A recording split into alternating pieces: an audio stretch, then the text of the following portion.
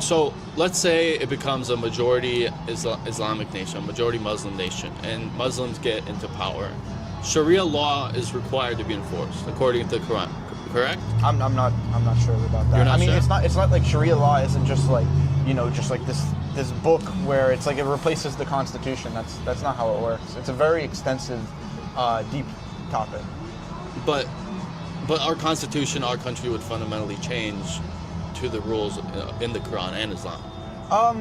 Yeah, I mean, if you followed Islamic, teachings, like, you wouldn't be able to criticize Jesus, for example. Alcohol would be forbidden. Gambling would be forbidden. Charging interest would be forbidden. Let me see what else. There's so much to learn. It's like keeping all this stuff at the top of your head isn't easy. Yeah. And I don't ever want to say a wrong thing. I keep emphasizing that. You wouldn't be able to charge a 40% tax on people.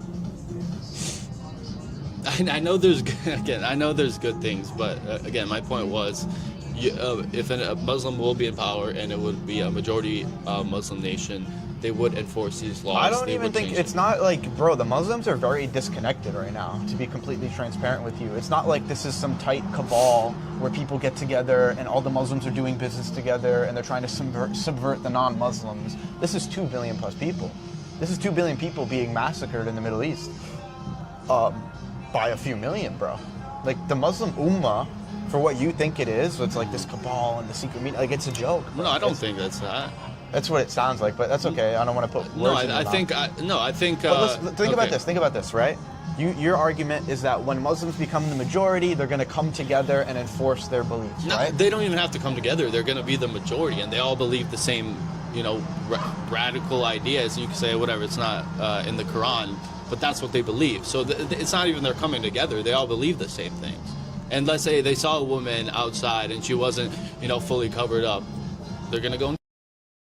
You can't do that. You can't rape. Why make things up, bro? Why are you I'm saying not saying rape it says it in the Quran, but that's what they do. Because I follow the patterns. I see what they do in Europe. I see what happens in the Middle East. Yeah, it happens. And you can say it's not in the Quran. Just raping girls all the time? When a woman gets raped, I believe it's, I don't want to get it wrong, but I think Iran or Iraq, a woman got raped and she gets killed. That's not the rapist. That's not. I know it's not the Quran, but that's what they do. These are also war-torn countries where our government took out their leaders, put people into positions of power. We stole their resources. We killed hundreds of thousands of people for no reason in these countries. We radicalized a lot of people. When your brother and sister and your dad are killed in front of you, you're not thinking about, let me follow the Quran to a T right now. Bro, I just had a call earlier. I was doing some research. Even when talking to someone, right? If they're insincere or they're insincere, there's 2 different ways I'm supposed to go about that conversation. This is wisdom from God in the Quran, right? Like, it's so specific. So when someone's going through all these horrible things, they're limited on food, on water, they don't have electricity anymore. Like, people get radicalized, and that's not leading more into their faith. That's going away from their faith because of the horrible things that have happened to them. You know what I'm saying? Like, it's funny, like, the countries you keep listing are, like, where we went in as Americans and, like, just fucked them up, bro.